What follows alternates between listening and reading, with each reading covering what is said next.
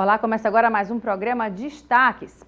E vem aí a Space Week Nordeste 2023, o evento que celebra as ciências espaciais de 14 a 20 de agosto aqui em Fortaleza. O evento vai contar com uma programação com especialistas na seara da ciência e no Shopping Iguatemi Bosque. Os detalhes com Antônio Geraldo Ferreira, presidente do Comitê Organizador Internacional e Local da Space Week Nordeste 2023. Professor, muito obrigada pela sua presença aqui no Destaques. Vamos conversar um pouco sobre essa programação aí que já está chegando com tudo, né? A gente brinca falando que a NASA está chegando e a NASA vem de fato para Fortaleza. Conta um pouco dessa programação para a gente. Ok, Elaine, a gente está tentando trazer aqui para Fortaleza realmente uma semana espacial. Então nós teremos várias atividades, tanto científicas quanto abertas ao público. A parte científica será mais focada ou localizada ali na Universidade Federal do Ceará, na Seara da Ciência. E nos dias 19 e 20 nós teremos atividades no Shopping Iguatemi e essas atividades serão abertas ao público em geral, onde eles poderão interagir com os palestrantes que estarão lá, os estandes. Então vai ser uma atividade assim bem focada aí na área espacial. E nesse caso, para quem está assistindo, assim, para entender um pouquinho, né? O que vai ter lá? Famílias podem participar, jovens, crianças, o que a gente tem? Vai ter interação? Sim, na parte científica, nós divulgamos, então nós devemos ter trabalhos da academia, ou seja, trabalho da universidade, né? Apresentando os principais desenvolvimentos científicos na área espacial, principalmente na área voltada para satélites. E lá no shopping nós teremos também atividades, montagens de maquetes de satélites, nós teremos também interação com drones utilizando inteligência artificial, teremos robôs e o público poderá interagir com todas essas atividades que estarão sendo disponibilizadas para o público lá no shopping. E os horários de funcionamento, tanto na Seara, né? Vai ter um primeiro momento na Seara, quais são os dias e quais são os dias do Iguatemi? Bom, lá na Seara da Ciência, as palestras terão início no dia 16 de agosto, é uma quarta-feira, e seguirá até a sexta-feira, ou seja, dia 18 de agosto. No Iguatemi, as atividades serão no horário em que o shopping estará aberto, ou seja, nos dias 19 e 20 de agosto. E aí, nesse caso, precisa, como é que faz para se inscrever, né? Tem que fazer agendamento, paga alguma inscrição, como é que é feito esse acesso? Sim, para a parte científica na UFC, de 16 a 18, é necessário fazer a inscrição através do website do evento, que é www.spaceweeknordeste.com.br. Lá, quem se interessar em fazer a inscrição no evento encontrará todas as informações. Já para as atividades que ocorrerão no shopping, ela é livre, ou seja, quem for ao shopping poderá ter acesso às atividades que irão ocorrer lá durante todo o dia em que o shopping, ou todo o horário, né, que o shopping estiver aberto. Professor, agora é um momento assim bacana, né, de conhecimento, de disseminação do conhecimento, né, desse momento também não só para os estudantes, para a área, mas também toda a sociedade, né? Ter um conhecimento maior sobre isso, né?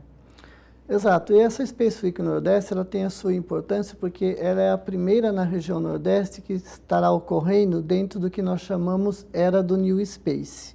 O que é essa Era do New Space? Até uma década atrás, as principais agências espaciais do mundo é que lançavam satélites e missões espaciais ao espaço. Recentemente, nós estamos entrando nessa era do New Space, ou seja, são oportunidades de negócios que todas as empresas podem participar, desenvolvendo produtos e tecnologias para a área espacial. Então, é uma nova fase e as empresas de pequeno porte, startups principalmente, podem ter acesso a esse mercado. E a Space Week ela tem o objetivo de atrair talentos para essa área do conhecimento, porque a área espacial ela gera muitos dados e informações, e nós precisamos pegar esses dados e informações e transformá-los em produtos úteis para a sociedade. Se nós formos analisar desde a época da década de 60, quando foi lançado o primeiro satélite em órbita até hoje, toda a pesquisa que nós temos, ou todo o desenvolvimento tecnológico que nós temos, se você for olhar em detalhe, nós temos o DNA da pesquisa espacial envolvida. Então, a pesquisa espacial, ela gera produtos e serviços que melhoram a vida do cidadão em geral e das empresas também, na medida em que gera oportunidades de negócio. Então, além da parte científica, também tem a parte econômica, da qual todos os cidadãos do mundo se beneficiam. Professor, e para quem quiser saber mais informações, o senhor falou do site aí também, né? Exato. Mas quem quiser saber mais informações, que ficou curioso, já tá anotando na agenda da programação, como é que faz para encontrar vocês também nas redes sociais? Sim, nós temos o Instagram da Space Week, então nós estamos divulgando lá as atividades, né, que estarão ocorrendo e todas as atualizações ou novidades que aparecem, né, porque quando se está programando um evento desse porte, nós temos praticamente novidades todos os dias. E é importante que quem estiver interessado também acesse o site do evento, porque lá você poderá encontrar informações sobre todos os participantes. Então, além da Agência Espacial Norte-Americana, a NASA, nós teremos também a Agência Espacial Brasileira, né, que está desenvolvendo um trabalho fantástico aqui no país, né? O Brasil já lança satélites ao espaço. Então, todas essas informações e curiosidades estão lá no site do evento, e quem estiver interessado pode consultar o site. Repetindo aqui, né, www.spaceweeknordeste.com.br. E agora a gente fala sobre a saúde da mulher e os cuidados com a pele, sobretudo na menopausa. A dermatologista Juliana Pinheiro falou sobre esse assunto. Acompanhe. Doutora, muito obrigada pela sua presença aqui no Destaques. Vamos conversar um pouco sobre a saúde da mulher, em especial esse momento que é a menopausa, né? Quais são os cuidados que a mulher deve ter, principalmente com relação à pele? Tá. A menopausa é a data da última menstruação da mulher, que a gente considera 12 meses que ela passou sem menstruar.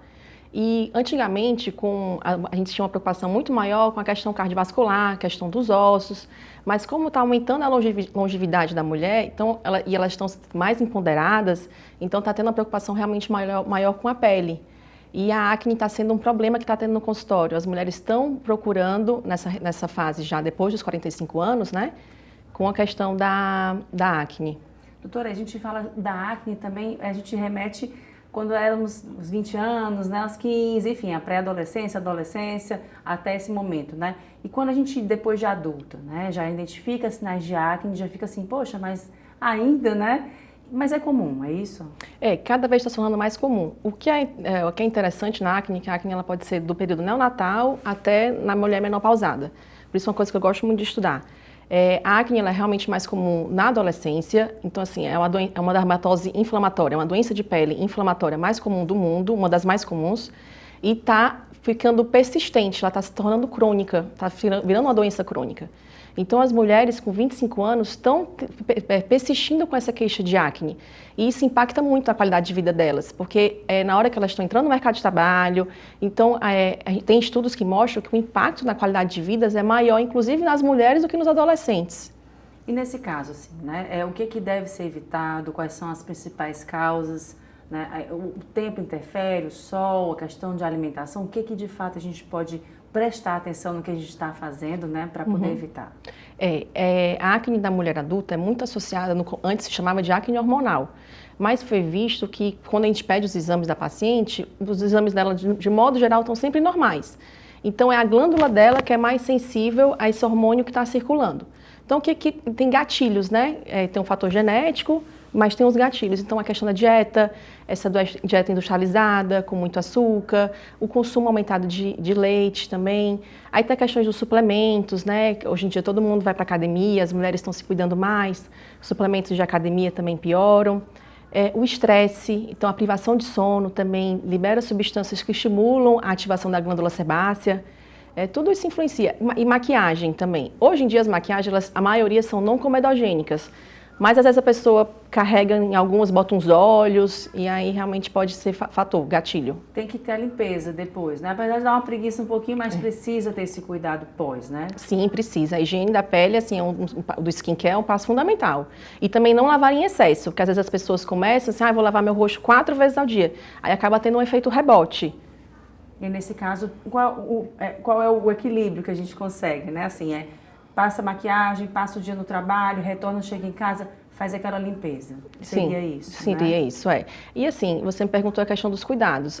A acne da mulher adulta, como a acne da adolescência, da menopausa, precisa de acompanhamento médico, né, com dermatologista. Então, a questão da indicação dos ácidos, às vezes tem paciente que precisa de medicação oral. Então, assim, precisa realmente, não é só passar produto, porque às vezes as pessoas também têm expectativa de ir na farmácia, comprar um creme secativo e ficar bem. Acaba gastando muito. Então, assim, tem até esse impacto financeiro também, sabe? Então, impacto emocional e a pessoa assim, estou comprando vários remédios, vários secativos e não estou ficando bem. Doutora, e com relação à mulher na menopausa e na questão do climatério, né? A gente vê alteração na pele, né? Sim. Cada vez ela vai ficando ressecada, precisa de uma hidratação, né? Enfim.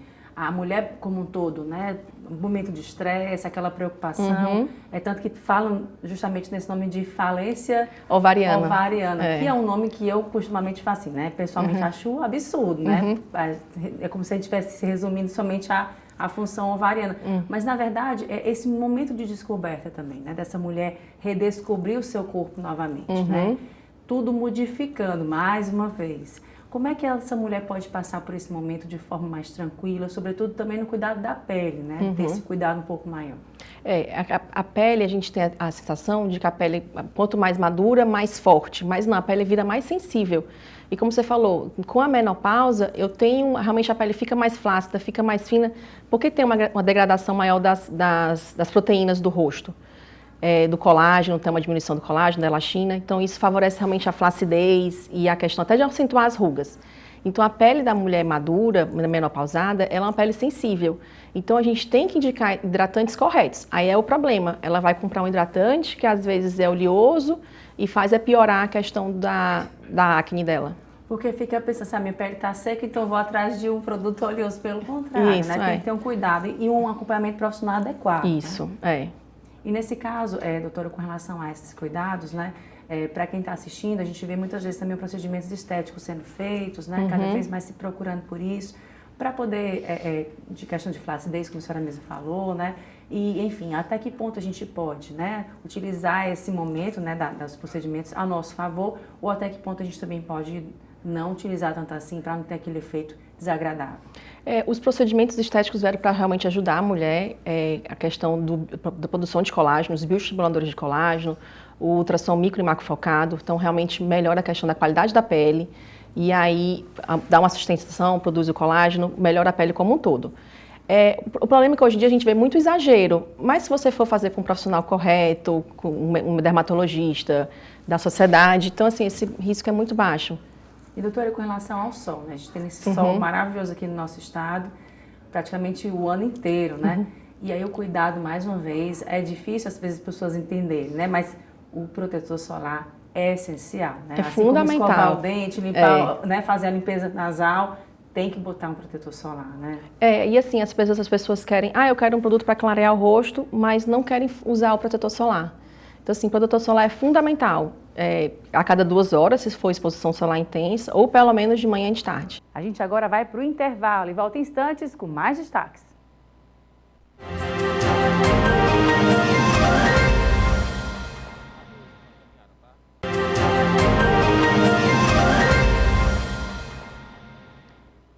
Estamos de volta. Um projeto de lei que impede cobrança de taxas por doações via Pix avança na Comissão de Educação do Senado. Cidadãos ou empresas poderão doar para organizações da sociedade civil ou institutos de pesquisa sem fins lucrativos. Atualmente, o Banco Central permite a cobrança de taxas para pessoas jurídicas.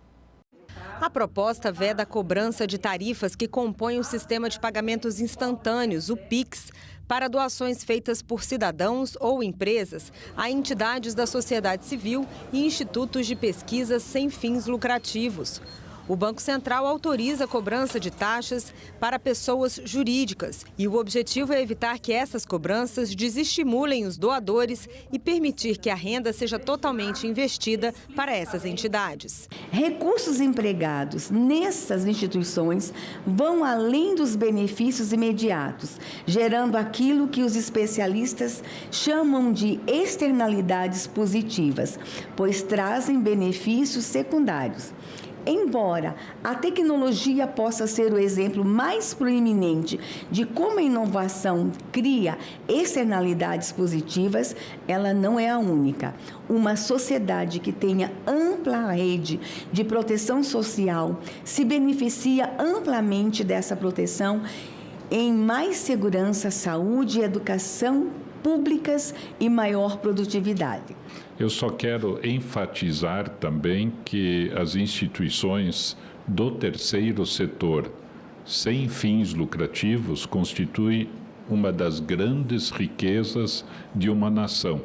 Na rede de proteção social, não há dúvida quantas entidades sem fins lucrativos, associações, fundações, organizações da sociedade civil, que se dedicam à criança, ao adolescente, ao idoso, ao menino de rua, a doenças raras, a pessoa com deficiência, institutos de pesquisa.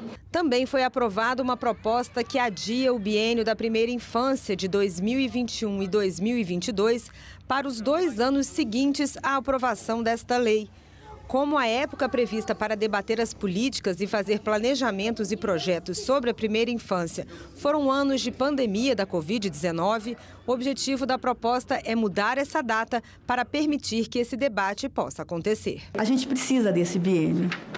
E como foi estabelecido para 2020, 2021, foi impossível fazer muita coisa. Era a pandemia. Então, agora a gente traz para os 2 anos subsequentes, após a aprovação dessa lei.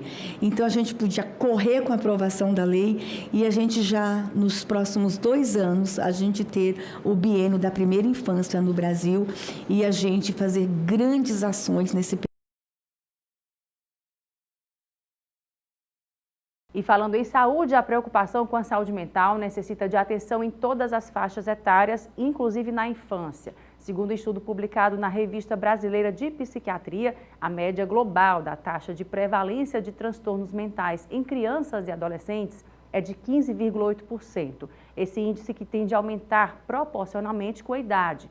Daniel Kramer, que é médico psiquiatra do Nosso Lar Hospital, comentou sobre esse assunto. Acompanhe.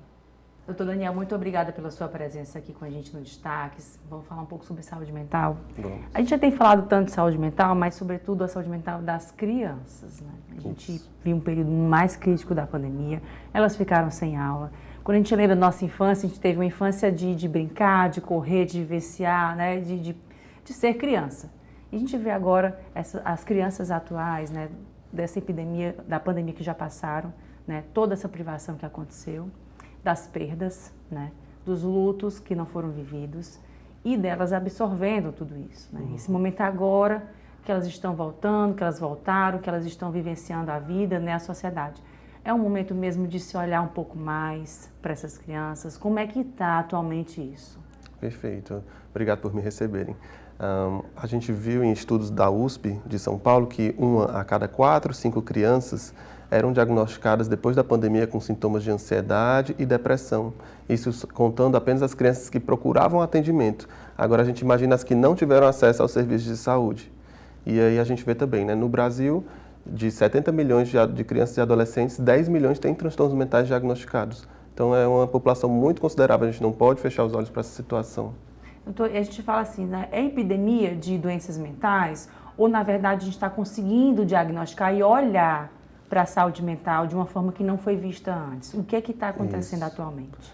Com certeza, depois da pandemia, a gente viu o agravamento de sintomas ansiosos, depressivos, mas também estamos tendo mais cuidado, diminuindo o estigma, para olhar com mais carinho para essas pessoas, sem preconceito, sabendo que são pessoas como nós, realmente, e que merecem o atendimento, o diagnóstico precoce e o tratamento precoce, como você bem disse. A gente, não tanto tempo atrás, né, eu lembro quando era criança, enfim, se tinha um estigma, né, de dizer assim, não vou para psicólogo porque eu não sou doida, né? Essa psicofobia aí desnecessária, né? Que mais exclui do que inclui, né? Exato. E, na verdade, a gente vê hoje um movimento contrário, né? Cada vez mais as pessoas se orgulhando de fazer terapia, né? Até dizendo, vamos lá, vamos fazer terapia, que é bom e tudo mais. Esse movimento, né, que as pessoas estão fazendo, de olhar um pouco para si, né? E a pandemia, ela meio que talvez tenha intensificado isso, né? É um movimento que eu só acredito que vai continuar, que as pessoas cada vez mais olhem um pouco mais para si nesse sentido. Exato, com certeza. Na história da humanidade a gente vê esses padrões de mudança de comportamento. E a gente vê realmente que até os famosos têm tocado mais nesse assunto. Todo dia sai uma notícia de que tal famoso, tal celebridade citou que tem tal transtorno, que tem buscado tratamento. Isso é muito bom para diminuir o estigma. E aí também, não tenho vergonha, falo que faço terapia, é importante. E às vezes a gente até brinca que faz terapia para aguentar quem não faz. Mas a realidade é essa, que se todo mundo pudesse fazer uma boa terapia, o mundo estaria bem mais tranquilo. E para as crianças, né? Sobretudo assim, de que forma nós pais podemos auxiliá-las nesse sentido? A sociedade também. A gente vê cada vez mais elas cada vez novinhas sendo cobradas, né? Tem o uso de telas excessivo, tem a questão também de se cobrar cada vez mais essas crianças na escola, notas, o desempenho delas, enfim. Em que momento a gente consegue reduzir, né, digamos, frear isso um pouco para tratá-las como crianças, né? De que forma a gente pode ajudar nesse sentido? Isso, a gente estava conversando que na nossa infância a gente andava muito pelas ruas, brincava, tinha comunhão com os colegas da área, né, da região, do bairro, e hoje em dia é muito tela realmente, e tela é o quê? Rede social, um local que a gente se compara muito, a gente quer ter, a criança já cresce com padrões de belezas assim, irreais, de perfeição, de competição e uma quantidade de informações muito grande que às vezes ela não consegue processar adequadamente. Então, por isso a OMS determina limites de tela para as idades e só pode começar a tela a partir de 2 anos, com 1 horinha por dia no máximo. Então, antes disso, nada de tela, nada de TV, celular, porque realmente piora a ansiedade, pode causar sintomas depressivos e é o que a gente tem visto bastante desde a pandemia, quando as crianças não podiam sair de casa e ficavam isoladas nos seus celulares, nos seus tablets e nas TVs também. Antônio, no nosso lar, né? O senhor trabalha lá, faz a atuação lá, né, junto às crianças. Como é que é o trabalho de vocês, não só as crianças, né, mas também todo um público? Explica um pouquinho pra gente como é que é essa atuação. Atendemos desde os 3 anos em diante, para crianças, adolescentes e adultos e idosos. Na psiquiatria temos 55 anos de história e atendemos em várias áreas, em equipe multidisciplinar também, com psicologia. E assim, é importante fazer esse tratamento precoce porque a gente viu que 50% dos adultos que têm transtornos mentais começaram antes da vida adulta, na adolescência, na infância. Então, realmente, não dá para esquecer esse público.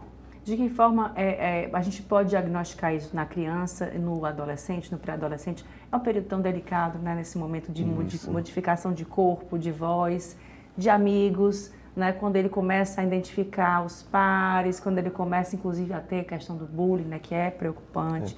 Como é que a gente identifica uma criança, um adolescente que precisa de ajuda nesse sentido? A gente vai precisar da equipe, a gente vai precisar do apoio dos pais para identificar se o paciente, se a criança ou adolescente está muito isolado em casa, se não quer comer, se não está se alimentando bem, se está passando boa parte do tempo dormindo ou muito focado em algumas tarefas ou perdendo desempenho escolar.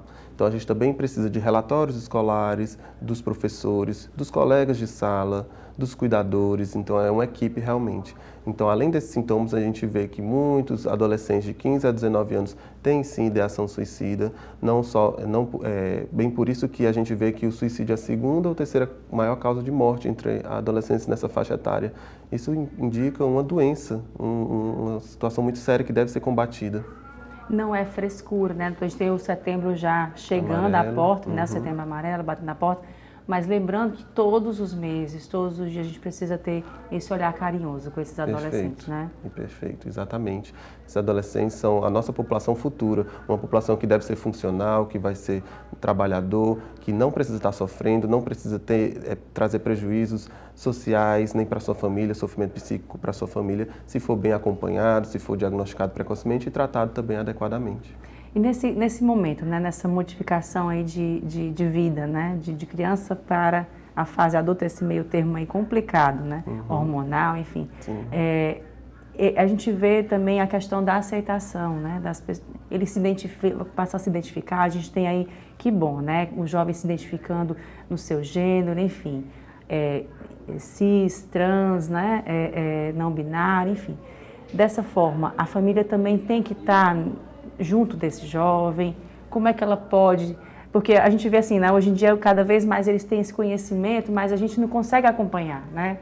A gente tenta acompanhar, mas pelo desconhecimento mesmo, pela falta de informação. Como é que a gente pode auxiliá-lo nesse sentido? Isso, tem vários grupos de apoio aos pais também, que vão informar os pais sobre essas questões. São questões que muitas vezes não foram abordadas na nossa geração, então realmente esses grupos vão trazer especialistas na área para falar sobre, tirar as dúvidas. E aí é muito bacana que um pai tira a dúvida de outro, é bem rico mesmo, bem rica essa troca. E vocês fazem esse trabalho de acolhimento também, junto com o paciente, junto com a família? Perfeito, com certeza. Como eu falei anteriormente, os pais têm que estar muito presentes no tratamento do paciente, da criança, do adolescente, para que a gente caminhe junto. Doutor, e para quem quiser saber mais informações sobre o trabalho de vocês, onde é que vocês ficam e como é que a gente encontra, já falando aí de telas das redes sociais, como é que a gente encontra vocês nas redes sociais? Certo, você pode buscar pelo Instagram, @NossoLarHospital. Ficamos também no Hospital Nosso Lar, que fica na Avenida Carapinima, número 2424, pertinho do Shopping Benfica. E temos nosso telefone também, que é o 981667935. E a Justiça Cearense vive em 2023 uma fase de transformação, com ganho na produtividade e agilidade nas baixas processuais, ou seja, o fim de um processo na instância sem a possibilidade de novos recursos ou apelações. O resultado de janeiro a junho deste ano, na produtividade de julgamentos de processos, de acordo com o Tribunal de Justiça do Ceará, é o melhor de um primeiro semestre dos últimos 5 anos. O presidente do TJCE, desembargador Abelardo Benevides Moraes, esteve aqui na TV Otimista e falou desses avanços na gestão. Presidente do Tribunal de Justiça, o desembargador chegou ao Grupo Otimista de Comunicação, acompanhado da equipe do TJCE. Ele visitou a presidência do Grupo Otimista e conversou com o diretor de programação da TV, Paulo César Norões, a diretora-geral do grupo, Natália Bernardo, e concedeu entrevista ao editor de opinião do jornal O Otimista, Erivaldo Carvalho. Em seguida, Abelardo Benevides Moraes conversou com a nossa equipe. À frente do TJCE desde o dia 31 de janeiro deste ano, ele falou sobre os avanços dos 6 primeiros meses de gestão e dos desafios que ainda estão por vir. Nesse momento, a nossa avaliação é altamente produtiva, motivo de satisfação para a gente. Estamos, inclusive, já marcamos uma reunião amanhã, administrativamente, com o nosso pessoal, para fazer essa avaliação. Mas, na avaliação íntima do presidente, nós avançamos muito, construímos muito, melhoramos em praticamente todos os aspectos. É evidente que temos que caminhar mais, mas as perspectivas que nós tínhamos antes mesmo de iniciar estavam aquém do que nós conseguimos. Já conseguimos algumas metas que estavam planejadas para o final do ano, para o final do semestre.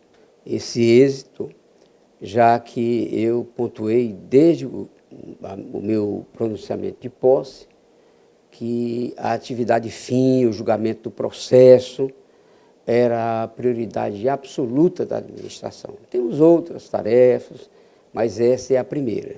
Digo sempre, o judiciário existe para resolver os conflitos e deve fazê-los no menor espaço possível, evidentemente sem desprezar a qualidade, a eficiência. E nós obtivemos os melhores números nesse último semestre, comparando os últimos 5 anos. Nós aprovamos na ambiência do tribunal, mas já ajustamos com os outros 2 poderes, e acho que não haverá nenhuma dificuldade na rápida tramitação e aprovação. Essas matérias trarão vários benefícios, né, que refletirão tanto na produção, no aumento, no incremento da produção, que, embora ela tenha sido a melhor dos últimos 5 anos no primeiro semestre, nós almejamos que seja superada. A gente quer sempre mais, quer diminuir esses estoques de processo, quer que os processos sejam julgados em menor espaço de tempo possível. E também nos possibilitará um melhor atendimento à população. Isso também importa muito para a presidência. Atender bem as pessoas, quaisquer que sejam elas, humanamente, né, dar um tratamento especial às pessoas que procuram os edifícios do tribunal, do fórum, das comarcas. Então, é um ponto também de grande relevância para nós. Nós temos feito várias reformas em fórum, ampliamos e vamos construir outros mais dentro de padrões de modernidade, né, acessibilidade, e facilitando a vida das pessoas que frequentam o fórum. Este é um ponto. Outro também, nós estamos trabalhando com uma grande aliada, né? Um grande aliado que é a evolução dos meios de informática, os meios virtuais. Então, são atendimentos com chatbot, utilizando os robôs. Nós já utilizamos, inclusive, inteligência artificial dentro do tribunal. É evidente que o atendimento humano, a figura humana sempre vai existir, mas nós temos que agregá-los como nossos aliados. Então, juntando tudo isso, nós esperamos que nós qualifiquemos mais e mais a prestação jurisdicional, avancemos em quantidade, diminuiremos muito, como já temos diminuído, esses estoques de processo, e também tenhamos um melhor atendimento à população. Nós temos convocado vários analistas, as pessoas preparadas, chegam analistas que têm mestrado e doutorado, né? Todos eles, evidentemente, bacharéis em Direito. E estamos agregando aos gabinetes de segundo grau, todos os gabinetes completos com analistas, não há mais diferença de número de um gabinete para outro. Queremos ampliar para o primeiro grau e estamos terminando aí um concurso de técnico, que fica mais para o primeiro grau, avançando muito nisto, né? Fornecendo pessoas, material humano, que além desse ambiente de trabalho, melhores fóruns, junto com os servidores, nós teremos grandes ganhos, eu não tenho a menor dúvida disso. Nós temos presentemente um melhor relacionamento, respeitoso, independente como deve ser, na forma da Constituição, os poderes respeitando os outros, mas dou meu testemunho, meu agradecimento aos 2 outros poderes, através do deputado Evandro Leitão, presidente da Assembleia, o senhor governador, Elmano de Freitas. Todas as nossas postulações, 100% têm sido bem compreendidas e apoiadas. Evidentemente, porque se sabe que o tribunal hoje tem uma administração profissionalizada, técnica, austera, preza pelo serviço público. Nós temos controle de tudo isso, de todas as despesas, de todas as searas, para evitar desperdício. Então, os outros poderes também têm essa compreensão. Então, nós temos dialogado, conversado e temos tido o apoio dos outros 2 poderes. Esses avanços que nós temos feito a partir de 31 de janeiro, eles têm o auxílio dos outros poderes, indistintamente. E a gente agora vai para o intervalo e volta em instantes, já, com mais destaques.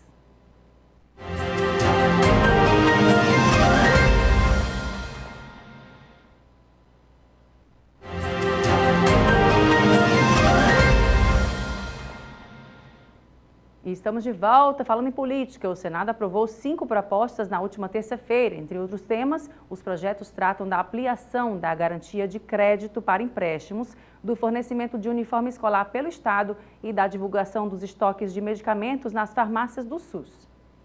Além também para quem possui seguros pessoais e para cotistas de fundos de aposentadoria programada individual, além de portadores de títulos de capitalização. A proposta da Presidência da República tem o objetivo de melhorar as condições dos empréstimos, com redução de juros e ampliação de crédito ou de prazo para quem não tem outra forma de garantia. A burocracia é tão grande que o cidadão que já contribui de todas as formas para o poder público brasileiro tenha neste importante instrumento constitucional, né, uma forma de ter essas garantias bancárias a eles asseguradas. Os senadores também aprovaram a obrigatoriedade do Estado fornecer uniforme escolar aos alunos de escolas públicas em todas as etapas da educação básica. A Lei de Diretrizes e Bases da Educação já determina que os governos providenciem material didático,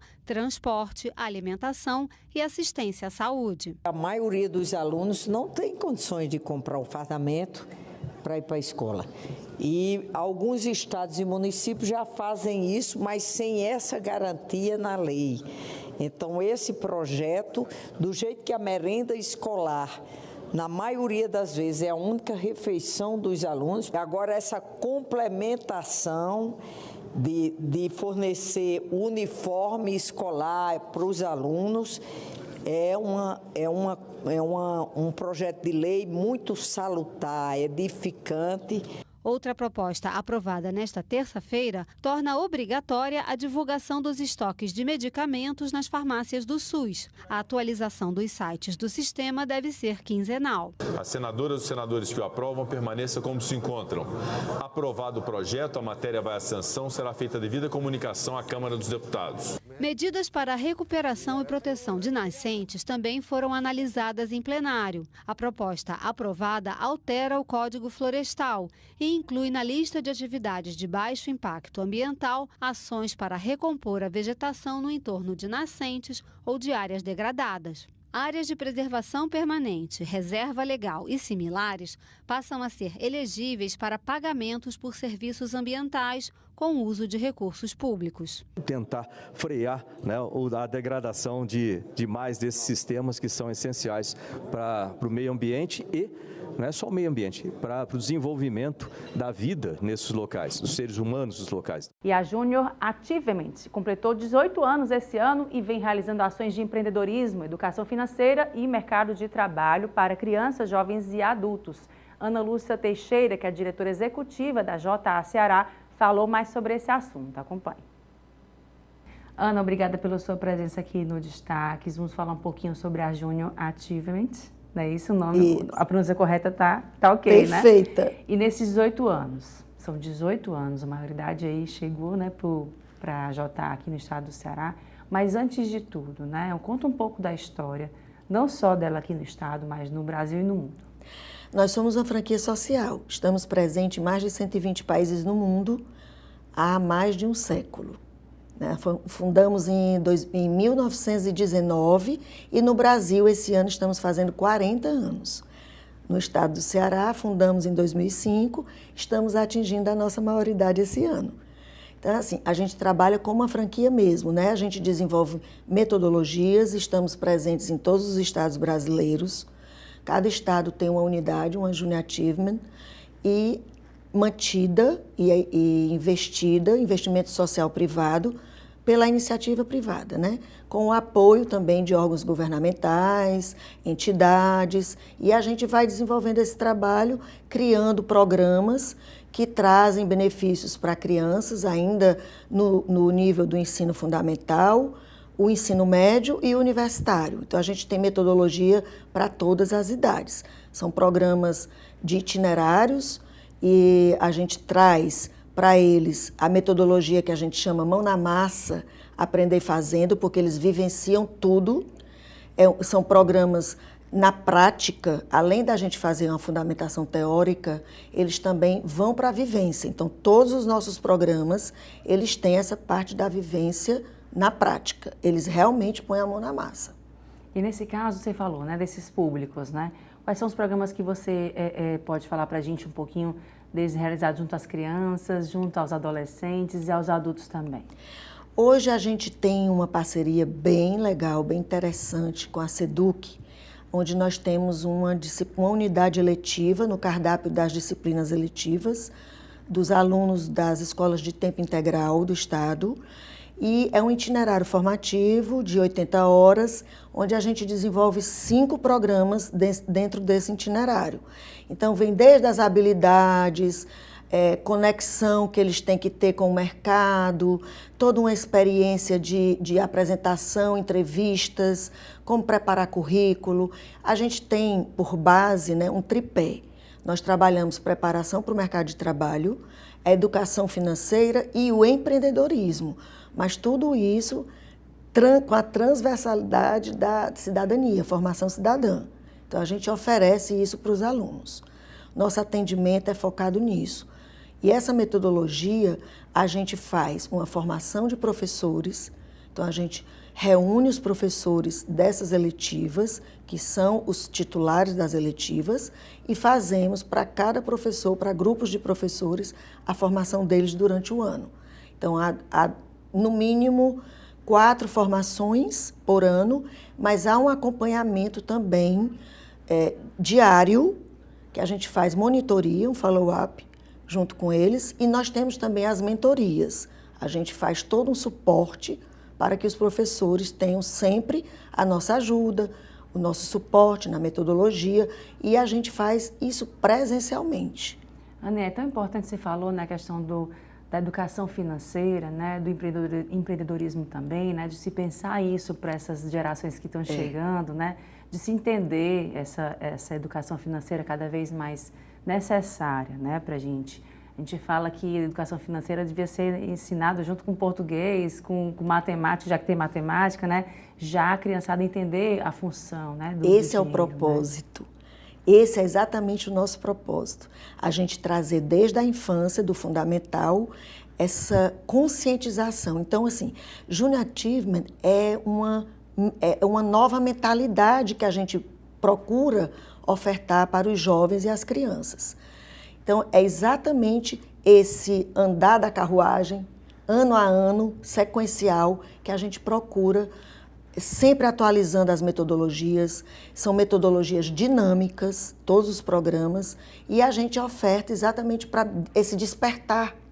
E eles, desde muito cedo, despertam sim.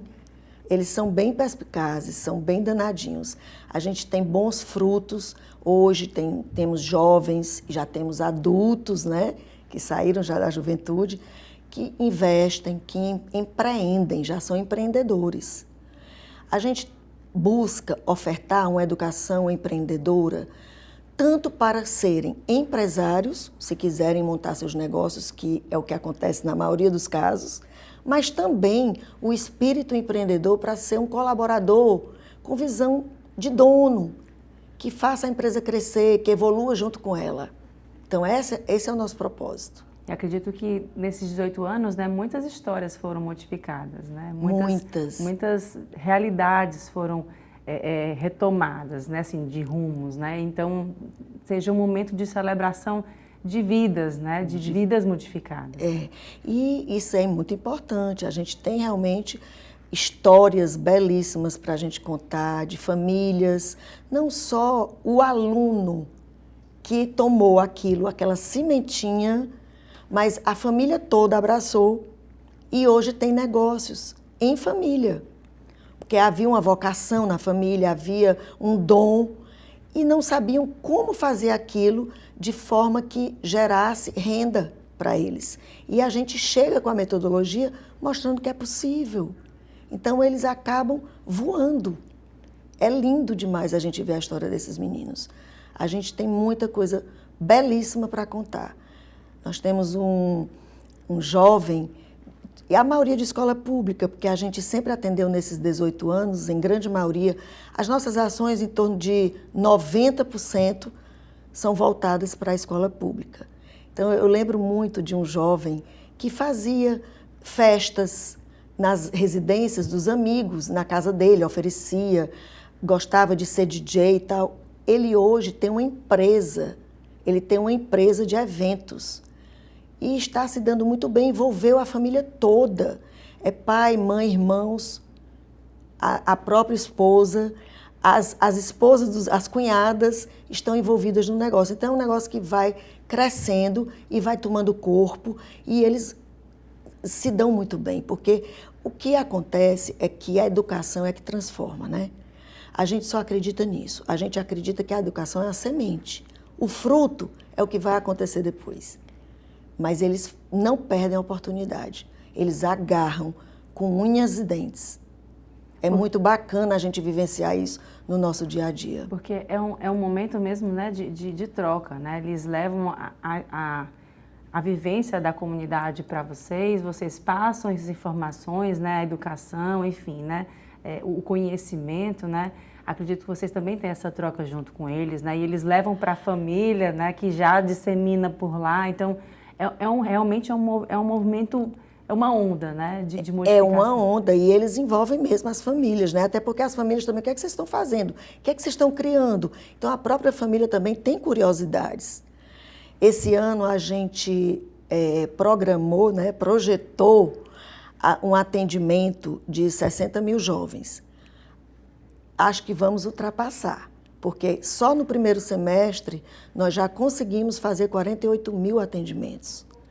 Então agora vamos iniciar, essa semana estamos iniciando o segundo semestre e a gente vai trabalhar um programa que é o plus para eles, né? O Mini Empresa. No caso da unidade eletiva, com essa parceria com a SEDUC, que é muito importante, porque gera a oportunidade do aluno ter esse contato. E nós vamos atender a mais de 200 escolas, 200 turmas. Envolve muita gente. E nesses 18 anos, a gente já fez quase 250 mil atendimentos, 247 mil atendimentos, envolvendo aí cerca de 68 mil professores, voluntários e orientadores, monitores, né, que a gente trabalha e faz essa formação. São parceiros da gente, todos parceiros. E o projeto da SPS, a gente trabalha também a nível de estado como um todo, não só Fortaleza. Além de atendermos Fortaleza, atendemos também outros municípios, vários outros municípios. Vamos também iniciar 200 atendimentos agora em agosto, com essa parceria com a SPS. O projeto da SPS é um programa que é chamado Empreendedor Criativo, criado pela SPS. E aí a gente desenvolveu metodologia para ele. São 100 horas. O da SEDUC, o projeto SEDUC, que é a unidade eletiva, é o Empreendedor Criativo, que é uma disciplina eletiva que somam 80 horas. Então é muito bacana, no final do ano tem uma formatura, eles ficam realizados, a gente faz uma feira também de mini empresas, porque a culminância de ambas, aí tem uma coincidência, porque todos os dois programas, a culminância dele é com o programa Mini Empresa. E daí a gente faz uma feira de mini empresas dentro do shopping parceiro, que é o Norte Shop Fortaleza, nosso parceirão.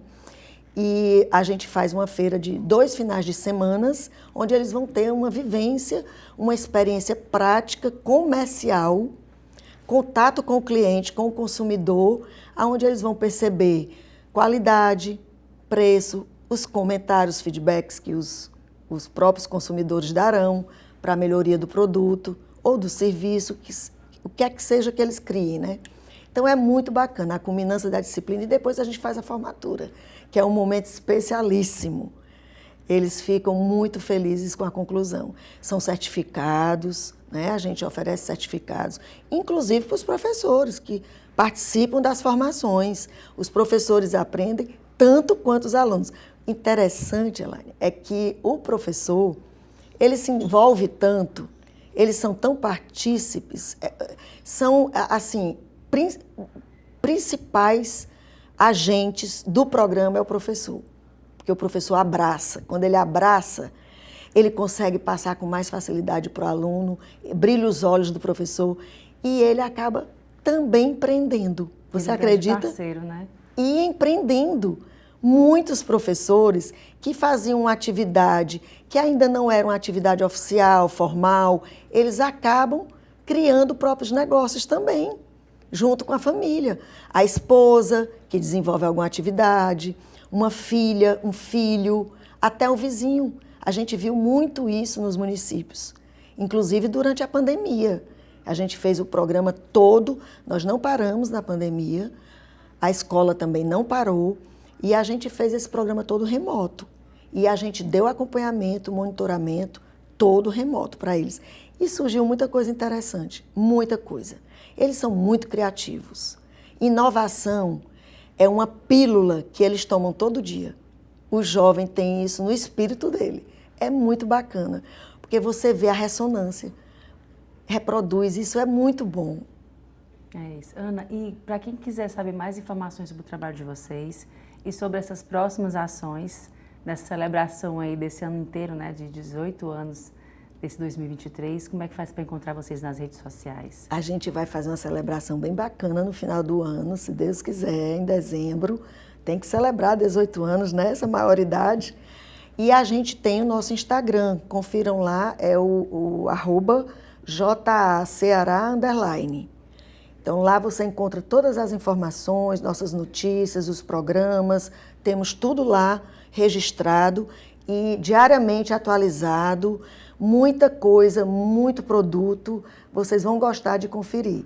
E a gente aproveita essa oportunidade que a TV está nos dando, Otimista, para convidá-los a serem parceiros. A gente precisa muito de parceiros para que cresça e a gente escale e cada vez mais a gente aumente essa atuação no nosso estado. E o Destaques fica por aqui. Obrigada pela sua companhia e até o próximo programa.